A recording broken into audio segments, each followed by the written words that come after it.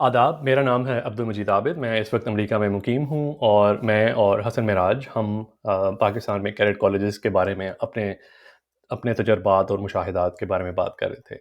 तो हसन भाई, सबसे पहली जो बात मैं आज करना चाह रहा था, वो जो चीज़ मैंने एक फ़ील की जब मैं ख़ास तौर पे बटरासी गया, वो ये था कि मैं जब उससे पहले मेरी परवरिश पैदाइश से लेकर तब तक मैं ज़्यादातर टाइम मैंने सियालकोट में ही गुज़ारा था। कभी थोड़ा बहुत कभी लाहौर चले गए या कुछ कज़िन्स वग़ैरह से मिलने कभी कोहाट चले गए 1 आध दिन के लिए। लेकिन उससे ज़्यादा मेरा एक्सपोज़र नहीं था किसी दूसरे सूबाई और इवन इंट्रा सूबाई, मैं शायद ही किसी बंदे से ऐसे मिला हूँ जो सराइकी बेल्ट में रहा हो।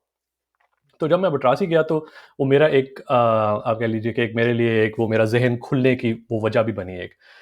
वहाँ पे सबसे पहली जो मुझे याद है बात वो ये थी कि कुछ तारीख़ पे ही कुछ वो हो गया। हम क्योंकि मैं भी पाकिस्तान में ज़्यादातर पढ़ने वाले बच्चों की तरह जो पाकिस्तान स्टडीज़ का एक एक तारीख़ का जो एक लेके टेम्पलेट निकला था, जब वहाँ पहुँचा तो वो हमारे कुछ दोस्त थे जो फाटा से थे और कुछ थे जो खैबर पख्तूनख्वा उस टाइम सरहद वहाँ से थे। उन्होंने तो उसको बहुत चैलेंज किया। उन्होंने जिन्ना साहब के बारे में भी काफ़ी बातें की जो कुछ जायज़, कुछ नाजायज़, आप उनको अपने जैसा भी समझना चाहें। पाकिस्तान के बारे में भी काफ़ी उनके आप कह लीजिए कि स्केप्टिकल थोड़े से व्यूज़ थे कि ये कैसे बना और इसके मुख्तलिफ जो हिस्से हैं। तो उससे चाहे मैंने उस वक़्त ग़ालिबन उन चीज़ों को डिनाई किया और मैंने कहा, मैंने उनका उनसे सॉर्ट ऑफ लाइक डिबेट की कि मैंने कहा नहीं-नहीं, तुम लोग जो सब कह रहे हो शायद ये ऐसा नहीं है। क्योंकि मैं अपने एक एक नज़रिया पाकिस्तानी टाइप पाकिस्तान का बाशिंदा था और उसी उसी प्रोपेगेंडा में पला-बड़ा था। तो मेरे लिए ये चीज़ें समझना थोड़ा-सा मुश्किल था। फिर आहिस्ता-आहिस्ता जब मैं उनके साथ ज़्यादा रहा और मैंने उनके नुक्ता निगाह को मज़ीद जानना चाहा, तो फिर मुझे कुछ अंदाज़ा हुआ कि जो एक सेंटर और पेरिफेरी का जो ताल्लुक है पाकिस्तान में, वो कुछ थोड़ा-सा मुझे समझने में वहाँ से मिला कि इवन पंजाब के अंदर ना सिर्फ़ ये कि मैं पंजाब का रहने वाला, वहीं पला-बड़ा। तो इवन पंजाब के अंदर हमारे बहुत से दोस्त थे जो सादिकाबाद और यानी साउथ पंजाब, बिल्कुल टिप ऑफ साउथ पंजाब वहाँ से थे। कुछ लोग सराइकी बेल्ट से थे, कोटद्दू से थे उसमें और जगहों से थे और कुछ लोग एग्ज़ैक्टली वहाँ से तो नहीं थे, लेकिन आप कह लीजिए कि थोड़ा-सा लोअर पंजाब मसलन विहाड़ी हो गया या इस तरह के जो जो सेंट्रल लोअर सेंट्रल पंजाब में आता है। उनका जो नुक्ता निगाह था वो देखने को मिला और एक एक निहायत ही यहाँ पे आप कह लीजिए कि मज़े का केस कह लें उसको या आप जैसा भी समझना चाहें कि मैं जब उसमें अपने सियालकोट में पला-बड़ा तो मेरे वालिदैन मेरे से पंजाबी में बात नहीं करते थे। मेरे इर्द-गिर्द लोग आपस में पंजाबी में बात करते हैं, मेरे इर्द-गिर्द लोगों से पंजाबी में बात करते हैं, हमसे बच्चों से कभी पंजाबी में बात नहीं की। तो उर्दू एक आप कह लीजिए स्टेटस मार्कर था शायद। लिंगुआ फ्रैंका। तो लिंगुआ फ्रैंका कह लें उसको। तो वहाँ मैं गया तो एक एक लड़के से मेरी बहुत अच्छी सलाम-दुआ हुई। वो काड़ा का रहने वाला था। उसने एसेंशियली मुझे पंजाबी बोलना सिखाया और वहाँ से मेरी एक पंजाबी वोकैब्युलरी और पंजाबी ज़ुबान जो है, वो मैंने पहली दफ़ा बोलनी शुरू की एक कॉन्फिडेंस के साथ कि वाक़ई मुझे पता चला कि नहीं, ये भी एक ज़ुबान है। तो यानी कि वो आपके माँ-बाप अ, जिस चीज़ से आपको शऊरी तौर पे दूर रख के जहाँ भेजना चाह रहे थे, वो ये बिल्कुल बिल्कुल, वैसे ही है कि बिल्कुल लोग ऐसे अपने ही। बच्चों को कैडेट कॉलेज भेजते हैं ताकि वो बुरे माहौल से बचें। ठीक है? और वो बुरे माहौल से बिल्कुल। जाके मतलब वहाँ फ़ैमिलियराइज़ होते हैं कि बुरा अच्छा, हाँ। सही, ठीक है। तो अम, ये बात थी। फिर जो फाटा के दोस्त थे उनसे भी काफ़ी हुआ कि और जो उस टाइम तक गिलगित-बल्तिस्तान जो है वो पाकिस्तान का हिस्सा नहीं था। डायरेक्टली पाकिस्तान का हिस्सा नहीं था। बाद में सूबा बन गया और फाटा भी बाद में इंटीग्रेट हुआ। ये काफ़ी बाद की बात है। उस वक़्त ये सब एक एक ग्रे एरिया था एसेंशियली। जो इलाका गैर फाटा को कहा जाता था। गिलगित-बल्तिस्तान का अपनी एक हेज़ी किस्म की वैल्यू थी। आज़ाद कश्मीर से हमारे कुछ दोस्त थे। उनकी भी एक ज़ाहिर है वहाँ की एक अपनी पॉलिटिक्स है। चाहे वो जितना भी उसका असर और रसूख लोग बाहर से लोगों का है या नहीं है, लेकिन उनका एक अपना समाज है, बहरहाल उनकी एक एक वो उनकी है पॉलिटिकल डिस्कोर्स है। सोशियोलॉजी है, तो बिल्कुल है। वो सब कुछ देखने को मिली, कुछ सुनने को मिली।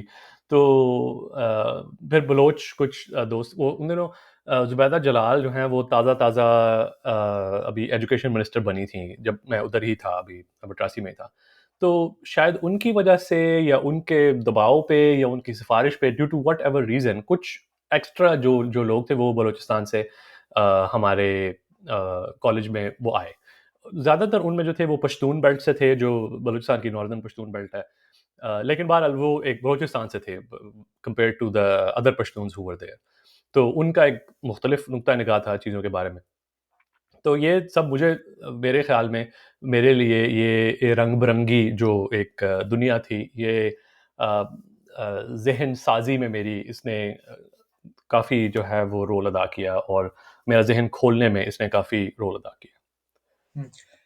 सर बिल्कुल ऐसा ही मामला है और चूँकि इन कैडेट कॉलेजेस का ज़ाहिर है कहीं न कहीं जाके ये एक ब्रॉड नेशनल आइडेंटिटी से जो मुस्तार लिया गया बहुत एक वो है, उसके ताबे हैं। और जिस तरह हम आईएसपीआर में एंड पे एक-दूसरे से मज़ाक किया करते थे कि मतलब कौमी यकजहती का जो सोल पर्पज़ या सोल एक्सप्रेशन रह गया है, वो ये है कि साहिर अली बग्गा की धुन और उसकी आवाज़ पे पाँचों सूबों के लोगों को या पंजाब के लोगों को 5 मुख्तलिफ तरह के कपड़े पहना के हुँ, उनको डांस करवा लें आप किसी भी एक नेशनल मॉन्यूमेंट पे, ठीक है? हुँ, वो यानी कि शुरू हमेशा ये बड़े ग्रैंड आइडिया से होता था कि यार इस हुँ, दफ़ा जो हम नेशनल सॉन्ग बनाएँगे ना उसमें हम ये करेंगे, हम वो करेंगे। एंड ऑफ द डे अ, जो है वो आईएसपीआर में कुछ बड़ी दिलचस्प मुबाहिसे हुआ करते थे। जैसे जब ये शो जब हम अपना शो शुरू करते थे, तो हम डिबेट जहाँ से शुरू होती थी कि हम कौन से एंकर्स लेके आएँगे, शो होस्ट कौन से होंगे। हुँ, सो वो स्टार्ट हुँ, मतलब ऑलमोस्ट वहाँ से होता था कि यार अदनान सिद्दीकी साहब ओपन करेंगे या हुमायूँ सईद ओपन करेंगे। फिर शान पे आ जाता था कि शान आ जाएगा। फिर वो आहिस्ता-आहिस्ता ये होता था कि बिल्कुल मतलब वो फिर जब और ये हमारी एक ट्रेडिशन में बन गई फिर नूरुल हसन साहब जो थे, वो हमारा मतलब आईएसपीआर के ज़्यादातर शोज़ उन्होंने ओपन हुँ, किया हुआ है। नूरुल हसन हुँ, और फिर उनके साथ सिद्रा इकबाल या फराह हुआ करती थी। सो ये एक वो पैटर्न होता है, तो इसी तरह ना कौमी सलामती का जो एक्सप्रेशन है वो लिहाज़ा इन कॉलेजेस में भी इसी एक मतलब चूँकि हमारा पूरा जो नेशनल आइडेंटिटी का कॉन्सेप्ट है वो भी यही है कि एक कमरे के अंदर इन सब लोगों को बंद कर दो तो ये एक दूसरे के ऊपर हुँ, एतमाद करना शुरू कर देंगे और वो मतलब and that is actually that is borrowed usually from how the military integration और कोहेजन वर्क्स सही है आप हुँ, हुँ, पाकिस्तान के कोने खुदरे से या किसी भी मुल्क के कोने खुदरे से लोगों को इकट्ठा करते हैं मिलिट्री एकेडमी में रखते हैं उनको 2 साल एक सख्ती से एक तंगी से गुजारते हैं उसके बाद वो एक दूसरे का बड़ा एहसास करना शुरू हो जाता है तो यही बोरोड कॉन्सेप्ट ये है कि लोगों को एक जगह रखें तो वो इवेंचुअली एक दूसरे का ख्याल करना शुरू ऐसा होता नहीं है हुँ, बट बहरहाल हुँ, अब इस निज़ाम के तहत दुनिया के बड़े-बड़े इदारे चल रहे हैं, दुनिया के बड़े-बड़े मिलिट्रीज़ फंक्शन कर रही हैं सो तो न जो फ़ैल्कन हाउस था जहाँ पे मैंने अपने 5 साल गुज़ारे,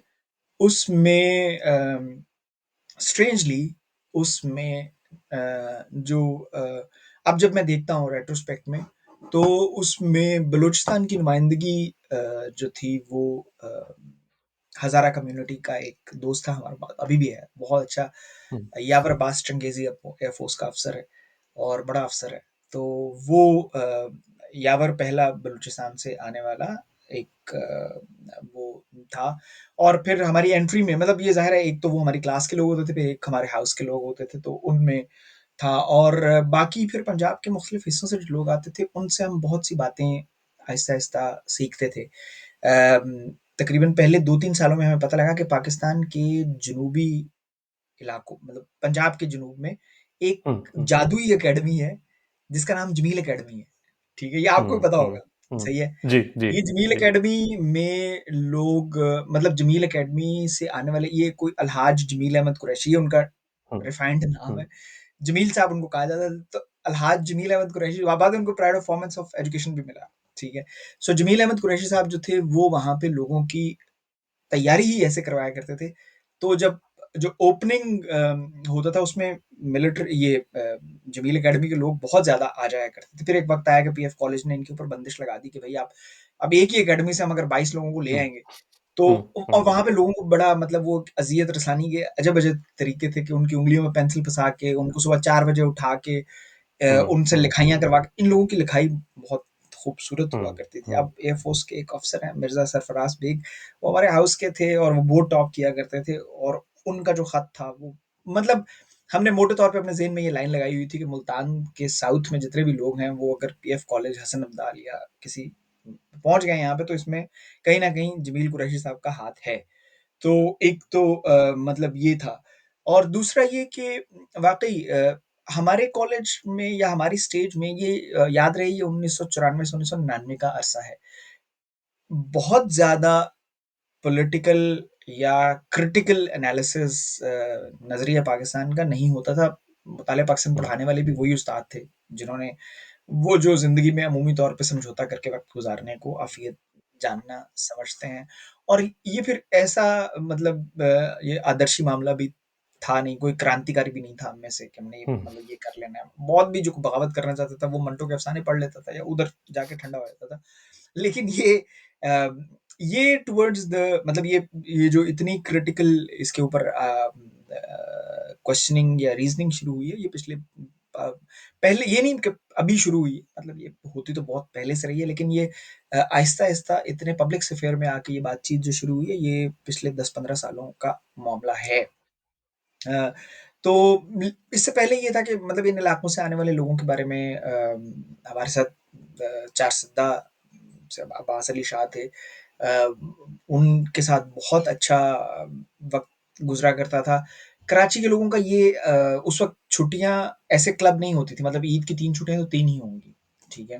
हुँ, तो ये बाद में शुरू हुआ कि अगर 3 छुट्टियाँ ईद की हैं, तो ये 1 दिन इधर और 1 दिन उधर करके 5 छुट्टियाँ कॉलेज का रहता था, तो लोग जाने वाले चले जाया करते थे। तो कराची और क्वेटा और टू सम एक्सटेंट गिलगित के जो लोग थे, वो फिर या तो कॉलेज में ही रहा करते थे, या वो हम में से किसी एक के साथ घर चले जाया करते थे, ठीक है? और इन चीज़ों के सबब बहुत सी चीज़ें, मिसाल के तौर पे यावर चूँकि क्वेटा से था, तो 2-1 ईद ईदों के मौके पे वो हमारे साथ मतलब हमारे घर आ गया, मतलब वो मेरे साथ लायलपुर आ हुँ, गया। तो यहाँ जब वो अब आप छोटा-सा एक फ़र्क देखें, यावर चूँकि हज़ारा कम्युनिटी से उसका ताल्लुक था, तो वो आया बड़ी ईद पे। अब बड़ी ईद ठीक है, तो हुँ, वो जब बाहर निकला, तो उसने पूरे का पूरा देखा कि पूरी गली में इस तरफ से लेके उस वक़्त तक उस तरफ तक हर गेट के सामने एक बकरा बंधा हुआ है। अच्छा, अब यावर जहाँ से आया था वहाँ पे मतलब एक ट्रेडिशन है कि कुर्बानी सिर्फ़ वो लोग करते हैं जिन्होंने हज किया होता है, ठीक है? हुँ, तो इस प्रिज़्म के साथ यावर ने जज किया और उसने मुझसे कहा कि हसन भाई, आपके यहाँ तो माशाल्लाह सारे हाजी, ठीक है? तो मैंने कहा, मैं इसका क्या मतलब है? तो उसने कहा, साहिर साहब ने हज किया इसलिए तो ये कुर्बानी कर रहे हैं। तो फिर मुझे हुँ, उसे हुँ, मतलब समझाना पड़ा, और फिर और ये सफ़र सिर्फ़ ज़ाहिर है कॉलेज तक महदूद नहीं होता। बहुत बाद में मेरी दोस्ती जाट खान भादे के एक बड़े ज़हीन नौजवान से हुई। तो तारड़ साहब हैं, वो मुस्तकिल हमारी इस्लाह पे माइल रहते हैं। तो एक दिन मैंने तारड़ साहब से पूछा, पे 2-1 साल पुरानी बात है। मैंने कहा, तारड़ साहब आएँ, कलेजी खिलाते हैं आपको को मामला था ईद का। उन्होंने कहा, सर ये आप लोग ही खाते हैं, जट्टों में ऑर्गन मीट खाने का रिवाज नहीं है।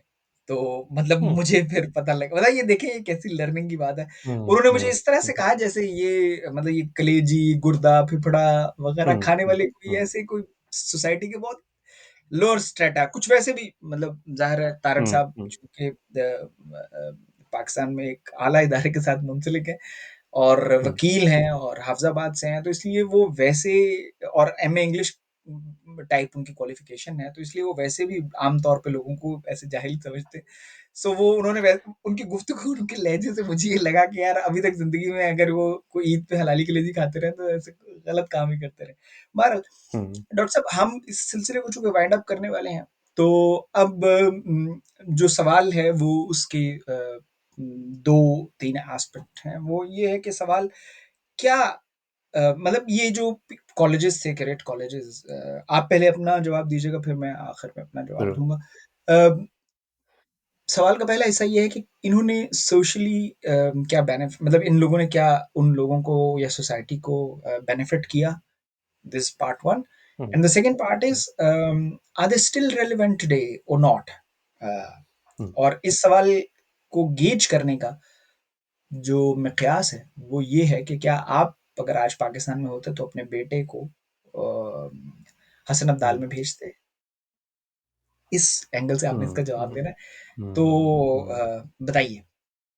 ज़रूर। तो इसमें थोड़ा-सा एक जवाब से पहले आपने जमील अकेडमी का ज़िक्र किया जो बाद में गालिबन मिसाली अकेडमी का नाम जी, जी, मिसाली वो अकेडमी। रख दिया जी, जी, उन्होंने। मिसाली अकेडमी इसका तो असल नाम है, जमील अकेडमी इसका मुहज़्ज़िम नाम था। हाँ, तो वो मिसाल अकेडमी से ज आपने लिखाई का भी ज़िक्र किया, तो मेरी लिखाई बहुत बुरी जी। थी जब मैं गया। तो वहाँ पे मेरे जब मैं 7वीं जमात में गया, तो हमारे साथ काफ़ी सारे मिसाली के दोस्त थे, तो उनमें से एक की मेरी अम्मा ने एक ड्यूटी लगाई कि तुमने इसको सिखानी है राइटिंग। और उसने मुझे वाक़ई अंग्रेज़ी और उर्दू में लिखना सिखाया कि किस तरह लिखाई कैसे की जाती है। तो मैं अभी भी उस दोस्त का मेरी अभी भी लिखाई वैसी ही है जैसी जो जब ऐसे जैसी उसने सिखाई थी। या अभी भी मेरी कोशिश यही होती है कि जैसे उसने मुझे वो सिखाए थे कि ऐसे लिखना है, तो उसके मुताबिक ही मैं उसी में ही अभी तक लिखूँ। जल्दी में कभी-कभार ज़ाहिर है वो हो जाती है, लेकिन अगर कभी इंटेंशनली लिखना चाहूँ तो अभी भी दिमाग में वही है कि ऐसे लिखना है। मतलब तो 2 बाकी खत होंगे रहा तो हे का दायरा बनेगा। तो और बे वो का अंग्रेज़ी और एक उर्दू के तरफ अभी से बे जो है वो थोड़ी-सी मतलब हुँ, उसका जो झुकाव है वो हुँ, उतना नहीं है जिस तरफ से मतलब बे हुँ। जो है वो इट्स नॉट यूनिफॉर्मली शैलो। हाँ, स्ट्रेट हाँ, हाँ, इट्स जी। Not know. तो ये चीज़ें बहरहाल हमें उन्होंने सिखाई। तो मैं ये ज़िक्र करना चाह रहा था जो जो आपके सवाल हैं, मेरे ख़्याल में जो अगर दूसरे सवाल का जवाब पहले दे दूँ कि अगर मुझे मौका मिले कि मैं अपने बेटे को अगर मैं पाकिस्तान में रहता तो हसन भेजता तो ग़ालिबन नहीं। इसका एक आप कह लीजिए कि मेरे वाल इवन ये जवाब मेरे वालिदैन ने खुद दिया क्योंकि मेरा भाई जब पैदा हुआ तो वो he is about 15 years younger than I am. तो मैं उस वक़्त तक ऑलरेडी पटरासी में था। तो उनके पास ये अपॉर्च्युनिटी थी कि वो अगर चाहते तो उसको कैडेट कॉलेज भेज सकते क्योंकि मेरे साथ उन्होंने तजर्बा करके देख लिया था। लेकिन हुँ, उन्होंने भी ये फैसला किया कि नहीं, ये नहीं जाएगा कैडेट कॉलेज। तो अ, वहाँ तक तो ये जवाब है। जहाँ तक ये कि इससे पाकिस्तान की सोसाइटी को क्या फ़र्क पड़ा या इसमें कोई बेहतरी आई या अबतरी आई या क्या हुआ? तो मुझे ये ज़ाती तौर पे ये लगता है कि इससे जो लोग वहाँ गए, कम से कम उनके हालात में तो बेहतरी आई। और मेरे जो इर्द-गिर्द क्लास फेलोज़ थे, मैं इसको इस तरह कहूँगा कि हुनर की बेस पे नहीं या कोई अच्छे-बुरे की बेस पे नहीं, अगर अगर हम जो जो प्रोफ़ेशंस हैं जनरल उनको डिवाइड करें ए, बी और सी में। ए में आप रख लें जो प्रोफ़ेशनल डिग्रीज़ वाले हैं, जैसे डॉक्टर हुँ, हैं या इंजीनियर हैं या लॉयर्स हैं या अकाउंटेंट्स हैं वगैरह-वगैरह। बी में आप उन्हें रख लें जो थोड़े-से स्लाइटली डिफरेंट हुनर वाले लोग हैं या जो कुछ प्रोफ़ेशनल जॉब भी मसलन सीएसएस वाले लोग कर लें, फ़ौज में चले गए, वो एयरफ़ोर्स में चले गए वगैरह-वगैरह। और सी वाले हैं वो बाकी सब हैं, व्हाटएवर दे डू बिज़नेस करते हैं, जो भी करते हैं, एंटरप्रेन्योरशिप करते हैं। तो मेरे साथ जो जितने भी ज़्यादातर लोग थे, हसन अब्दाल में जो लोग थे वो सब ए या बी कैटेगरीज़ में हैं। और जो बटासी में थे वो भी ए या बी कैटेगरीज़ में, या वो डॉक्टर, इंजीनियर या कुछ भी हैं या वो दूसरे थे। मेरे साथ जो उससे पहले के जो लोग थे, जो मैं जब मैं 5वीं, 6ठी, 7वीं जमात में था, 6ठी जमात में था सियालकोट में, उनमें से ज़्यादातर लोग जो हैं वो सी कैटेगरीज़ में। शायद ही कभी कोई उनमें से कोई इंजीनियर या डॉक्टर बना हो। वो उनकी जो जो आप कह लीजिए कि अ, जहाँ तक वो जा सकते थे, जो उनकी उड़ान थी, वो शायद वो उसकी जो लिमिट थी, वो ज़्यादा नहीं जा सकी ड्यू टू व्हाटएवर रीज़न्स। तो मुझे लगा कि ये जो कम से कम सोशियोलॉजिक इस हवाले से कि ये लोग प्रोफ़ेशन के हवाले से क्या हुआ इन लोगों में, तो वो तो मुझे लगा कि इम्प्रूवमेंट आई कि इससे चांस बढ़ गया कि अगर आप इन इन सेलेक्टिव कॉलेजेस में गए तो नंबर 1 आप पहले ही अपनी क्लास में थोड़ा-सा इस काबिल थे कि आप यहाँ जा सकते। और फिर मज़ीद नेटवर्किंग और जिस सोशल स्ट्रेटा में आप चले गए, आपका जो लेवल है वो थोड़ा-सा ऊपर चला गया। जहाँ तक ओवरऑल सोसाइटी की बात है, मेरा नहीं ख़्याल कि इससे बहुत ज़्यादा कोई फ़र्क पड़ा। मैं ओल्ड अब्दालियंस को देखता हूँ या मद्रासी के लोगों को देखता हूँ, तो ओल्ड अब्दालियंस में मुझे फ़ौज के दुआरे बहुत बहुत से लोग नज़र आते हैं। सलाहुद्दीन सतीश साहब का शायद आपने नाम सुना हो, वो जी, हसन जी। अब्दाल से पढ़े हुए थे। जनरल सलाउद्दीन सत्ती। और कुछ लोग या ख्वाजा आसिफ हसन जी। अब्दाल के पढ़े हुए हैं। पिछले नेवल ये चीफ जो थे, पिछले नेवल चीफ का ताल्लुक अब्बासी जो थे वो जी, जी, जी। दाल से पड़ा।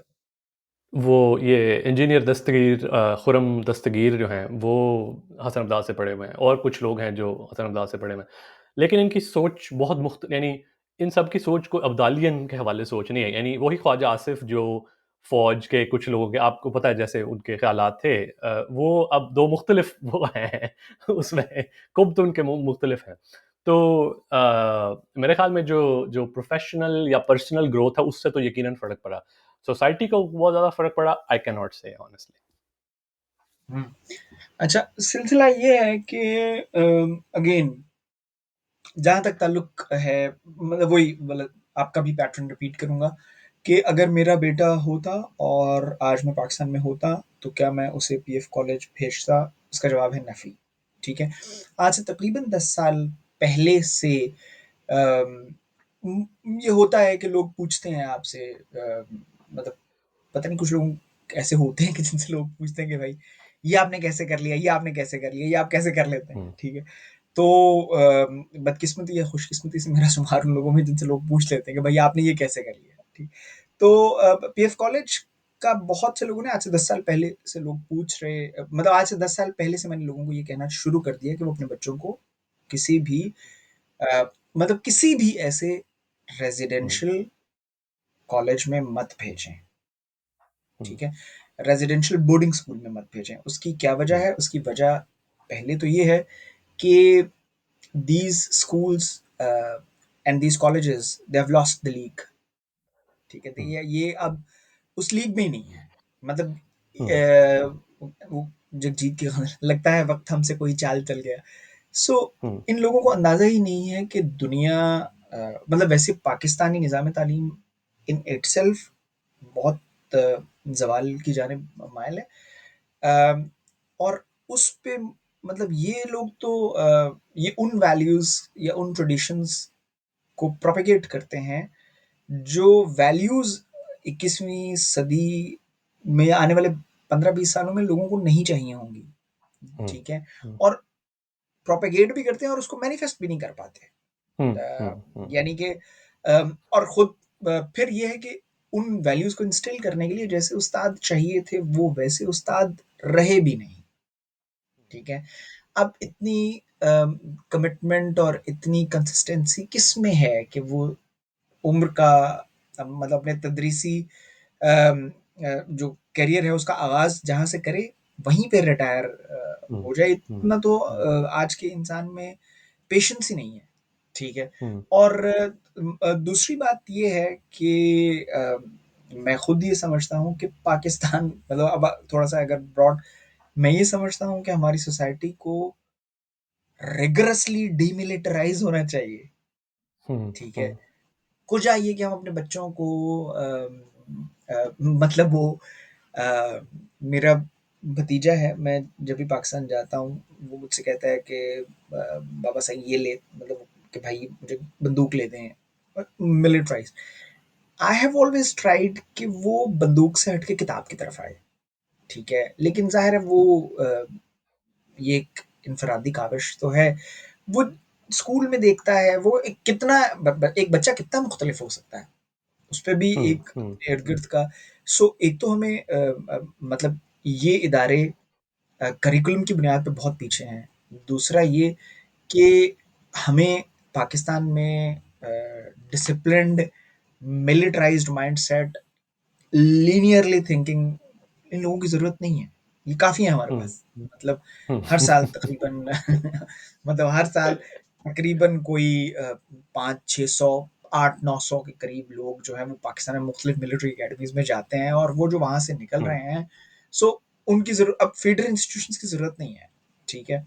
हाँ, इनको मतलब ये चाहिए कि और वो चूँकि ऐसा हो नहीं रहा तो सोशली इन कॉलेजेस ने कितना कंट्रीब्यूट किया है? मेरे हिसाब से अ, इन कॉलेजेस ने अ, इन कॉलेजेस ने अपना किरदार अदा किया है, हुँ, ठीक है? अ, अब वो जो मिलिट्री कॉलेज की लाइन है वो बहुत मुख्तलिफ लाइन है। जनरल कियानी का कॉन्डक्ट बाद में यानी कि मतलब हुँ, उन्होंने ज़ाहिर है जनरल कियानी ने बाद में फ़ौज में भी ऐसे इक़दामात किए कि मिलिट्री कॉलेज जेहलम के लोग ऊपर आएँ और ये मतलब हुँ, ये कोई वो ये एक ये एक ओपन वो है ये हुँ, कोई उनके उनके फ़ेवर या उनके ऊपर क्रिटिसिज़्म नहीं है। बट ये ऐसा मतलब ज़ाहिर है जहाँ बाकी बातें हेयरसे की हैं, वहाँ ये हेयरसे में था कि जनरल कियानी के दौर में अगर आप मिलिट्री कॉलेज जेहलम में हैं, तो आपकी प्रमोशन जो है वो निस्बतन और आप मतलब ज़ाहिर है you fill the criteria so आपको एक वो और जनरल ज्ञानी खुद और फिर उन्होंने अब वो जो चीज़ है वो एक बिल्कुल उसकी मैनिफेस्टेशन बिल्कुल और है उसकी नफ्सियाती हुँ, उसकी समाजी फौज के अंदर उस चीज़ ने क्या रोल किया वो उसको छोड़ दें आप लेकिन हुँ, हुँ, बाकी मतलब ये हसन अब्दाल, पीएफ कॉलेज या पिटारो, इन कॉलेजेस का जो ग्रेजुएट था वो कहीं जाता था तो वो अम, हो सकता है मैं ये बात इसलिए कर रहा हूँ कि मैं खुद मतलब वो कोशिश ये करता था कि अगर बिगाड़ भी हो रहा है तो वो कम से कम उस बिगाड़ को मिनिमाइज कर ले, वो डैमेज को कंट्रोल करने की तरफ उसका वो ध्यान था। बट ज़ाहिर है, आप जब ये निज़ाम इतने बड़े हैं कि आप मतलब ये इतनी बड़ी मशीनें हैं कि जिनमें आप एक छोटे से मतलब वो पुर्ज़े हैं और आप तो हुँ, हुँ, इन्होंने कंट्रीब्यूट किया इन अ वे कि लेसर डैमेज इन्होंने हुँ, इंड्यूस हुँ, किया, ठीक है? तो मतलब ये which is in fact the better deal, ठीक है? लेकिन the amount of resources and the amount of energy, मिसाल के तौर पे पीएफ कॉलेज सरगोदा में एक कैंडिडेट के ऊपर खर्चा उस शुरू हो जाता है जब वो अप्लाई करता है। मतलब ज़ाहिर है मैन आवर्स लगना शुरू हो जाता है ना उसके, हुँ, हुँ, उसकी हुँ, एप्लीकेशन आएगी, उसको कोई स्क्रूटनाइज करेगा, उसका रिटन हुँ, टेस्ट हुँ, होगा, उसका इंटरव्यू होगा, फिर वो पीएफ कॉलेज में जब कैंडिडेट आ जाता है, सही है, तो मतलब एक साल पहले आने से एक साल पहले उसके ऊपर पैसे लगना शुरू हो जाते हैं। फिर हुँ, वो हुँ, यहाँ इस कॉलेज में अपने 5 साल गुजारता है, ठीक है। ये सब क्यों हो रहा है? ये सब इसलिए हो रहा है कि एयरफोर्स को एक अच्छा तैयार शुदा अफसर मिल जाए। हुँ, हुँ, अच्छा, 100 बच्चा आप लेते हैं, उनके ऊपर आप 6 साल पैसे लगाते हैं और एंड पे उन 100 में से तकरीबन 30 या 40 एयरफोर्स को मिलते हैं, ठीक है। उन 30 या 40 में से भी जो एयरफोर्स में जाते हैं, फिर एयरफोर्स का एक अपना आगे से वो एक मतलब दुनिया में बहुत बहुत एब्सर्ड चीजें देखी हैं, ठीक है।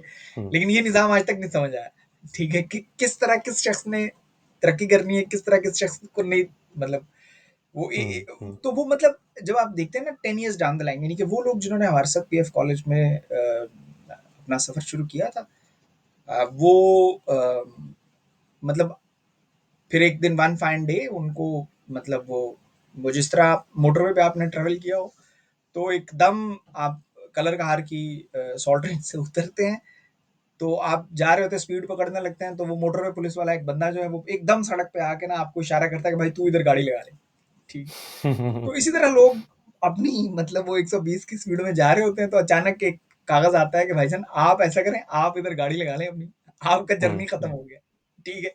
हुँ, अब आपसे सो मैं चूंकि एयरफोर्स के हवाले से बात कर रहा हूँ तो इसलिए and definitely the amount of money that is, मैं आज ये बात दावे से कह सकता हूँ कि the amount of money that is spend on career in in PF College Sagoda is in my assessment uh, with a certain credence, military college Jhelum में जो एक आदमी के ऊपर पैसे लगते हैं उससे ज़्यादा है, ठीक है। हुँ, तो ये इस पॉइंट ऑफ व्यू से, और वो सारा मतलब वो किन लोगों का वो पैसा है, वो जाहिर है इन लोगों का पैसा है जो अपना पेट काट के मतलब हुँ, अब तो खैर वो जाहिर है वो इतना विलिंगली नहीं है, but still so it's a tax payers money, सही है।